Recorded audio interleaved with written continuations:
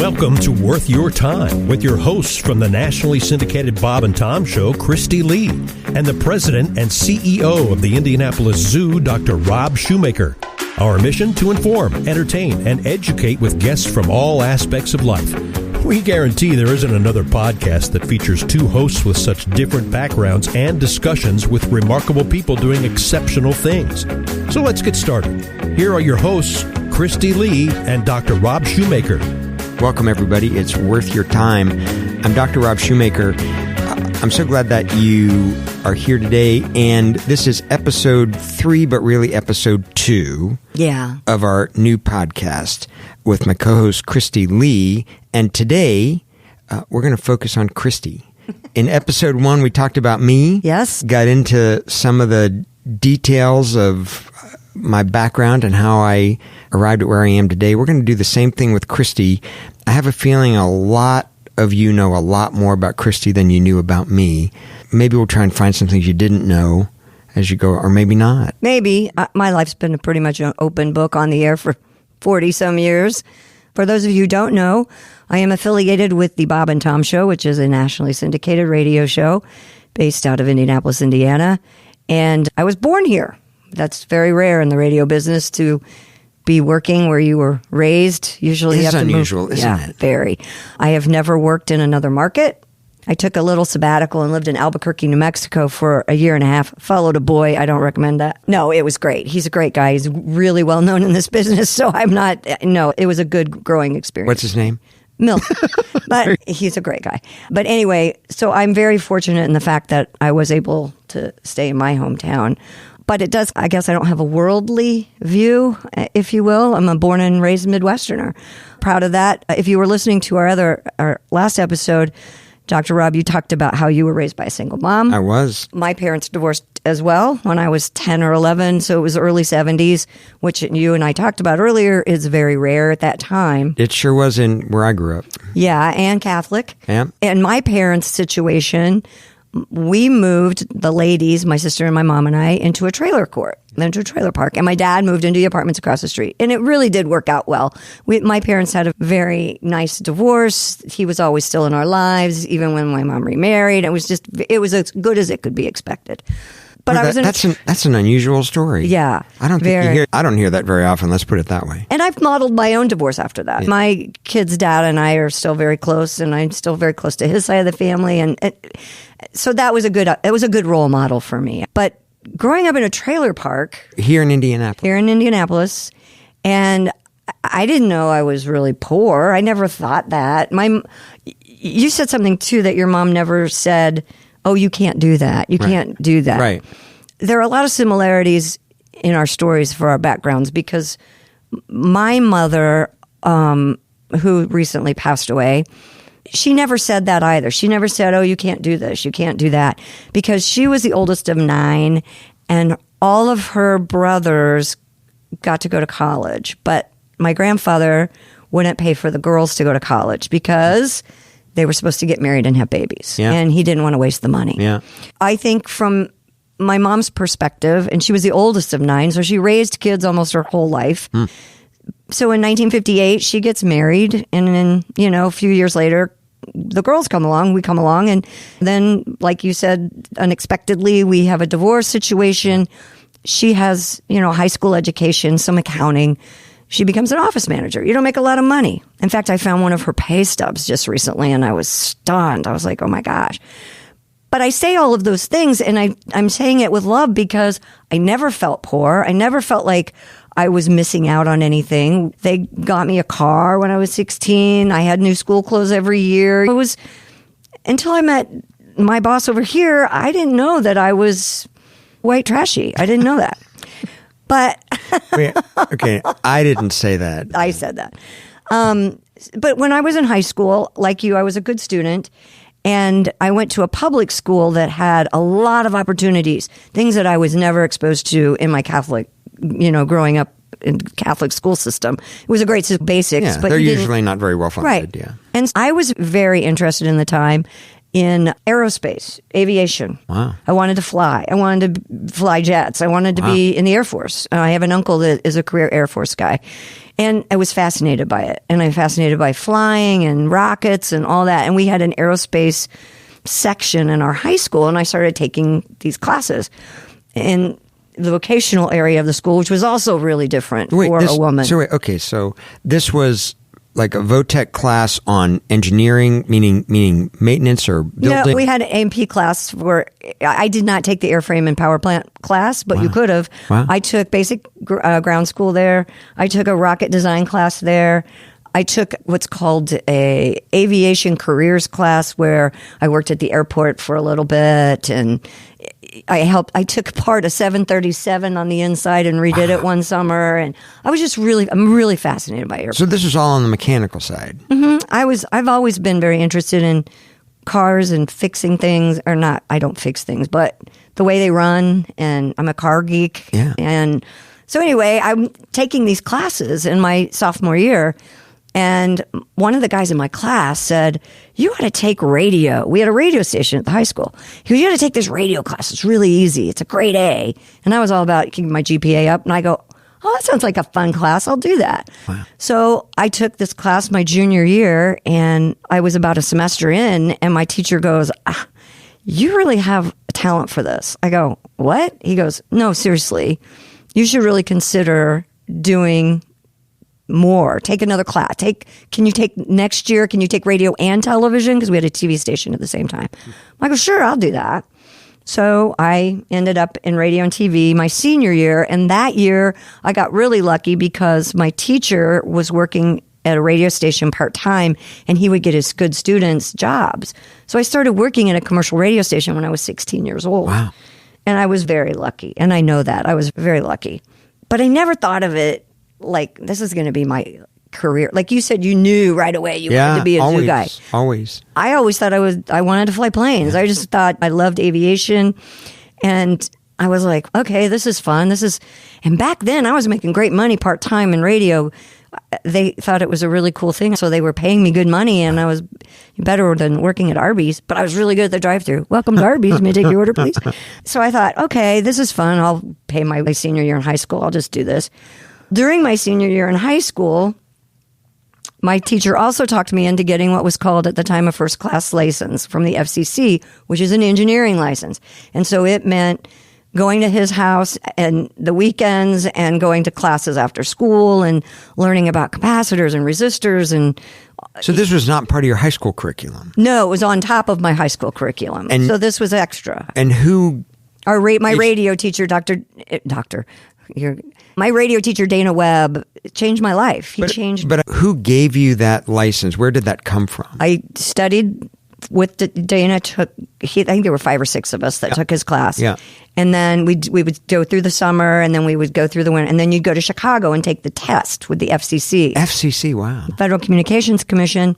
And you had to have a first class license back in the day to operate a transmitter, to operate a TV station. It was very rare. This was 1978. Wow. And I'm not patting myself on the back, but I would never have done this if he hadn't said, trust me, this is going to pay off for you someday. And I go, okay. And I like learning. I'm like, was engineering. It was fascinating to me. And I'm like, okay. And were you the only woman? There was another girl. And then there were 4 guys. There were 6 of us. And I passed. I got my license. So I didn't think anything of it. I packed my little bags and I go down to IU to college at Indiana University because like you, my mom really wanted me to go to college. My father was a biologist and was really into conservation way early. He was a water pollution control specialist way before anybody talked about that. And he had always wanted to go to medical school and couldn't afford it because he was really poor. My dad grew up in Virginia, but in the hills of Virginia, like Appalachian country. So he never got to go to medical school. So he was pushing me to get a biology degree. I still wanted to do aviation. And then I had this radio thing hanging over my head. So I just went to IU on a liberal arts. I go, I'm just going to go, like you said, figure this out. Yeah, figure it out. I lasted about a semester. Wow. And I came back at Christmas and I was like, I am not happy. I'm done with school. I don't want to be around people that I was around in high school and I just didn't assimilate well. I did not do well. So I said to my mother, I said, if I find a full-time job during this Christmas break, do I have to go back? And she said, absolutely not. It's your life. You do whatever you want. Yeah. So I found a job and I ended up working at a hospital just to have a job and going to school. I said, I'll compromise and go part-time. So I worked at Indiana University Hospital and could go to school part-time.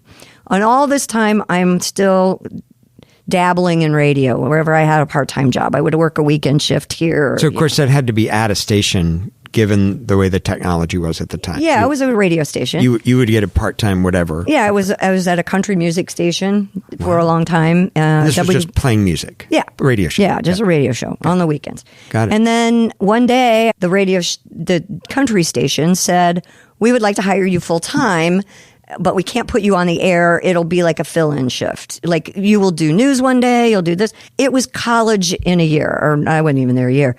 And I go, heck yeah, I'll do that. So I quit my job at the hospital, quit going to school, and I started working at the radio station full-time. And I got to do everything. I got to schedule commercials, make commercials, write copy, do news, do an air shift. And it was great. Gary Havens, thank you. All came out of... Like, where did you learn how to do that? They taught me. I went to the station and somebody would show me how to do something and I would do it. But this was professional level and you came in and just learned. Yeah, and I was 18 years old, 19 years old. Wow. I got Dana Webb worked there, my teacher, and his students had a good reputation. And I worked with a couple of people from my high school there. And it was a wonderful experience. And everybody was so helpful But I was sitting at my desk, I'll never forget it, in between the transmitter room and they made this little makeshift area for me to have a desk. And my phone rang and it was a TV station and they said, we hear you have a first class license. And I said, yeah. And the guy goes, I need a vacation relief engineer and we would really like to hire a woman. Are you interested in interviewing? And I go, I've never been in a TV station in my life. And he said, that's not a deterrent. Come on down. Wow. I go, okay.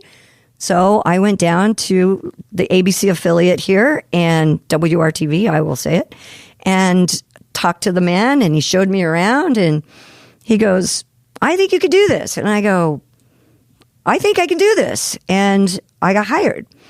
And I was the first female television engineer in that building. And it was the most, I look back now, and it was so funny. It was 1980, and EOE was just coming in. And so I had all these old... What do you mean? Equal opportunity. Oh, yeah. And so I had all these older guys who were all... And we were union. We were an IBEW. We were like, I was union. And I had all these sweet old guys, and they'd look at me, and they'd go, what? And I know one man, Otis, bless his heart, may he rest in peace. Otis made me a little stool because I couldn't reach routers and I had a hard time with. And so people don't know you're also petite. I'm very short. Yeah. So it was very sweet. They were it was like working with a bunch of grandpas for a while. And then there were obviously young people my age, but it was a wonderful experience.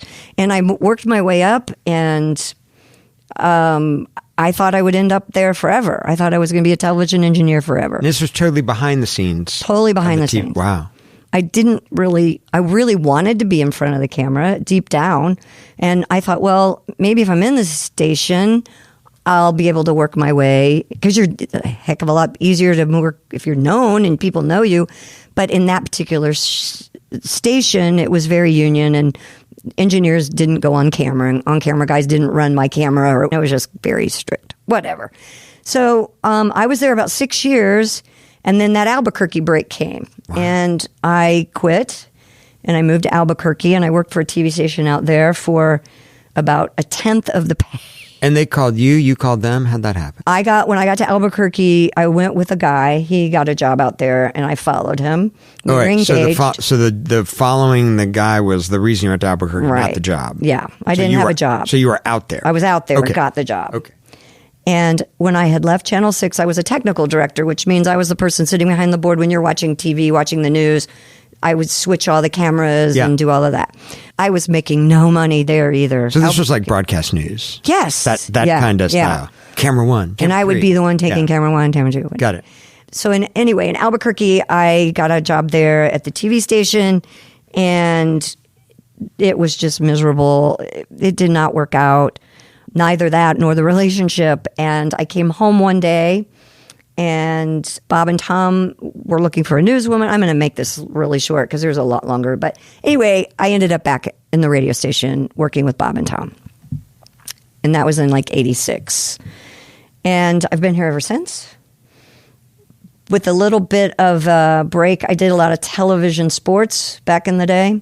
So that was fun, which had I started earlier, I think I would have probably done that full time because I really love doing live sports broadcasting. I love it. It's so much fun to be involved in a live show. Even when I was a technical director, I loved switching live events like telethons or whatever, wrestling shows or whatever a live event was. But it's even more fun when you're on camera and you're doing it. I got to work for the NBA, and I did 3 X Games for ESPN, and just a lot of really... I did lacrosse. I'd never seen a lacrosse game in my life. Hosted a go-kart show where I had a band. Okay, hold on. So you went by that kind of fast. Yeah. So you were doing the way you're doing color commentary on a lacrosse match. No. I was a sideline reporter. Well, what's the difference? Oh, a lot. I didn't have to talk that much. Sideline reporter, meaning, and you knew nothing about the sport. I learned. How'd you do that? I got a phone call from ESPN, and they said, "What do you know about lacrosse?" And I said, "I've never seen the sport." And they go, "You need to learn because you're going to start in November with the Major Indoor Lacrosse League," which was called the Mill back then. And it was total ESPN2 when they first came on the air. They just wanted content. And I don't know if you're too young, you may not remember, but it was just in your face and a lot of camera movement and fun, and they wanted it to be hip and cool. And so I don't think you really needed a lot of experience. Okay, got it. But I learned and had a blast. I was with the Mill for 4 or 5 years. That was full time. No, it was just weekends. I would get off the air here on Friday mornings, and I'd rush to the airport, and we'd do a game on Saturday night, and then I would fly home Sunday morning. So I'd have 1 day off a week. That was it. But it was so much fun. It was so much fun. And then I had a go-kart show. So what was fun? Explain what was the fun part. First of all, because I've never even been. I have to a lacrosse game. I have, like high school level, but not a professional. No, that's totally different. Professional indoor lacrosse is like a combination of basketball and hockey. So it's indoors, so you have boards, so the balls can't fly away like they do when you're out. Yeah. The field's shorter, and it's a faster paced game, and it's just. It is like hockey. We had timeout. I'd get in, and I was on the bench with the teams. So if somebody got thrown out of the game and they were put on the hockey thing, I could interview them live. All live. Yeah, it was so fun. It was really fun. And the cities that I had never really, I was in Boston, Philly, Rochester, Philadelphia, and Buffalo, New York. It was just a really cool experience. Yeah. Plus, there are a lot of hot lacrosse guys. I'm not going to lie. It was a girl doing a lot of fun. And then I think we really had a lot of fun with the same production crew.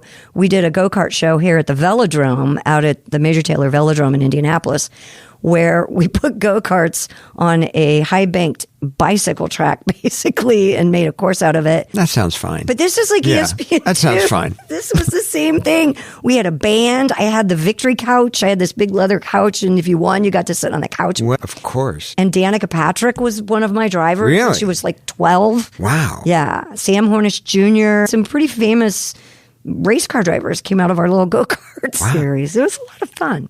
So anyway, fast forward through all of that, I ended up settling in radio. And it's been a great experience for me because when I had children very late in life, I remember I was 38 years old when my first child was born, and I had been working the NBA for 5 years. And the last game of the season, I was 3 months pregnant. And I'll never forget, somebody came up to me and they go, "Are you pregnant?" I was like, "You never ask a woman that, right?" And never. Never in the history of the world do you ask that question. Sir, if you're a man, never. And he was a man. Women get a pass on that. Men, it was a man. Look, this is not an advice show. Yeah. But I'm going to tell you, if you're a man, don't ever let those words come out of your mouth unless you are the father. That's fine. If you are the father, and you know exactly what's going on. And luckily I've never done that, but I know people. I know some people have done it, and there's some hilarious stories about it. But suffice to say, Yeah. never in your life, never, ever, unless you are the father, and you're sure you're the father, Yes. do you say those words to a woman.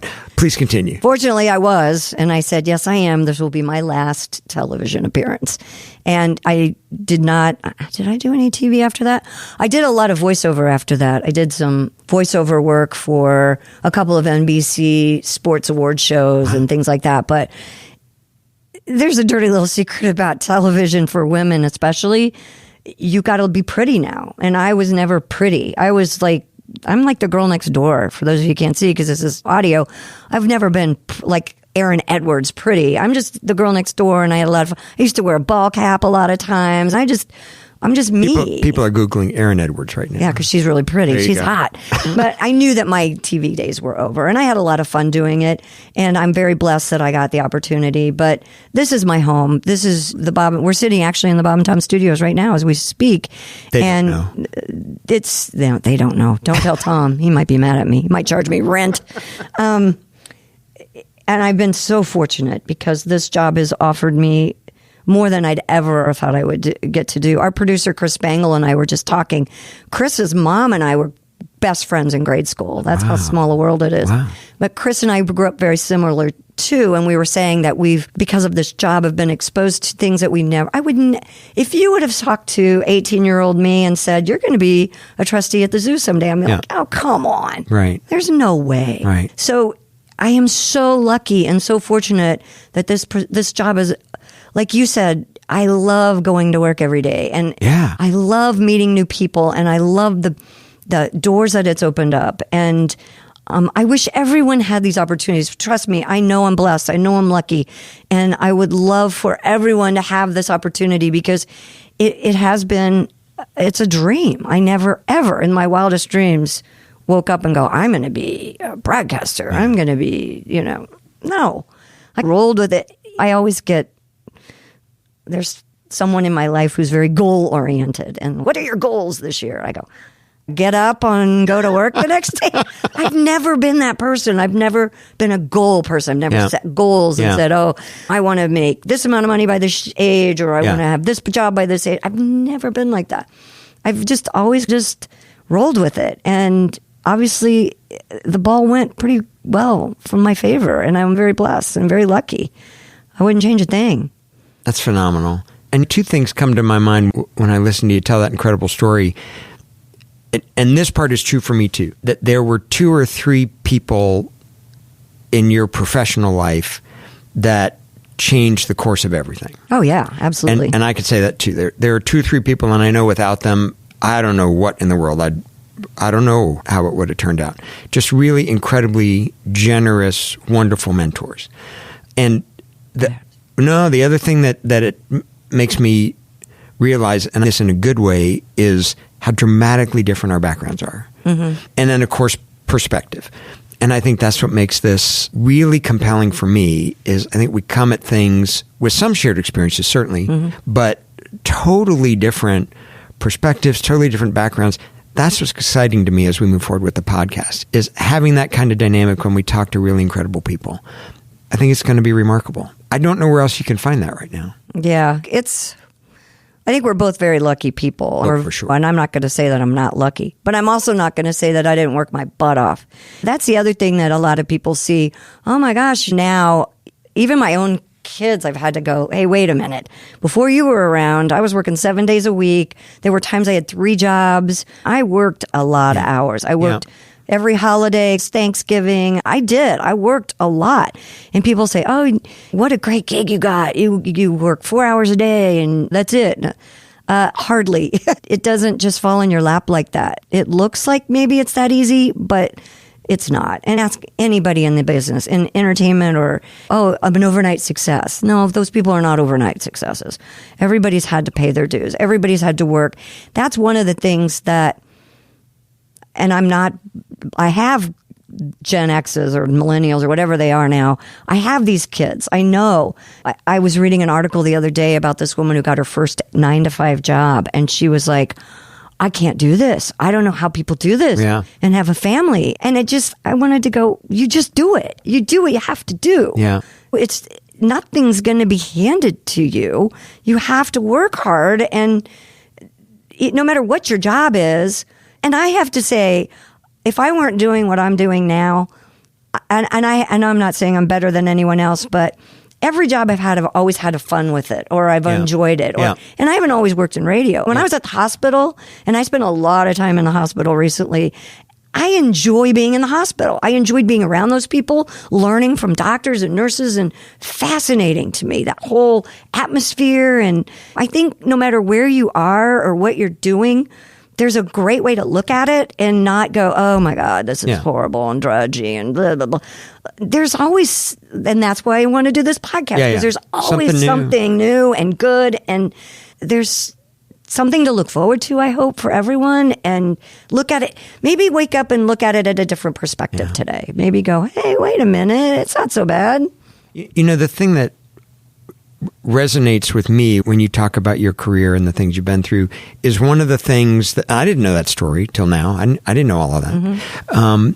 But what's one of the most interesting things to me about some people, and it's a topic that really intrigues me, is how somebody stays relevant when in their field. And that's what you've done. No matter what, you've stayed interesting, you've stayed relevant.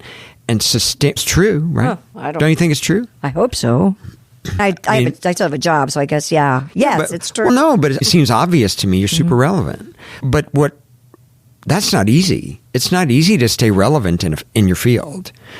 That takes a lot of hard work. So I think however much work it takes to get where you are, staying relevant, man, that's tricky. And for people that want to just coast, which that never appealed to me. I never thought of let me get to the point where I could just coast. No. Yeah. If I'm not doing something interesting or relevant, I'm not that inclined to even care about it. But how you stay relevant, I think that's a really interesting characteristic for people. And of course, you can name off a bazillion different people. You can also think of people who lost it, who stopped being relevant, right? And that's interesting too, and how you wind up dealing with that. But that's what's incredible to me is throughout all of that, and it doesn't mean you did exactly the same thing the whole time, because you didn't. No. But you stayed relevant, and you're still super relevant. Well, that's incredible to me. Thank you. It's a talent. It's a talent in itself. I think it's... part of me is sad that I didn't go to college, because I would like to have the background that Tom or Josh has. They're very literate and remember things. I don't remember things very well to begin with, but I'm really curious.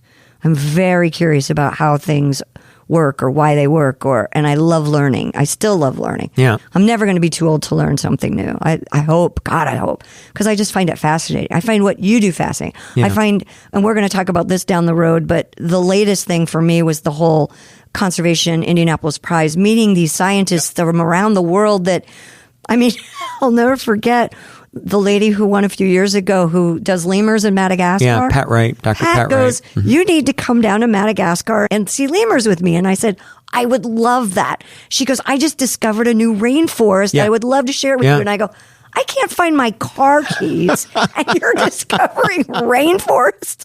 How fascinating is that? She's an incredible She is woman. an incredible person. We're going to have her on the show. I guarantee you, because I am she's incredible. so blown away by her.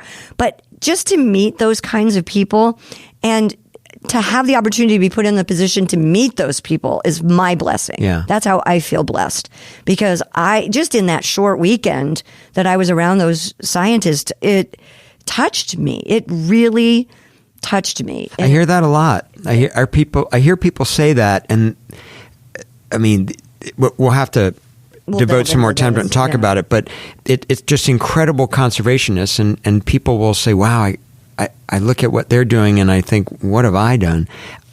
Nobody. That's not the intention of it at all. Oh gosh, no. None of us will be like that. No. The intention is to celebrate the incredible good work. Right. But if it makes people more conservation minded or more conservation literate, wonderful. We've done a phenomenal thing.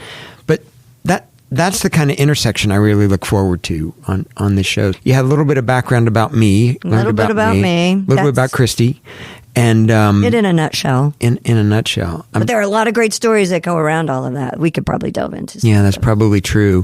But yeah, I think we're good. Anything else we need to know about you today? What's the most? Nothing. We can just start now. We can start talking to other people. Yeah, we can start talking to other people because I think we've bored you all enough with our stories. No, we are worth your time. We are worth your time. Not going to be a boring moment on the show, by golly, not one.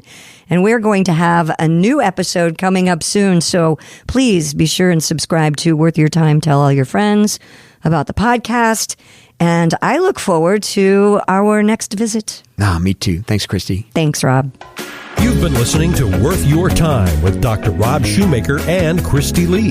If you like what you hear, please give a review wherever you get your podcasts. And don't forget to tell your friends. Word of mouth is the best compliment. Thanks to our producers, Chris Spangle of Leaders and Legends, LLC. You can reach him at leadersandlegends.net. Also, thanks to Sophie Ritz. I'm Christopher Geisen. Thanks for joining us.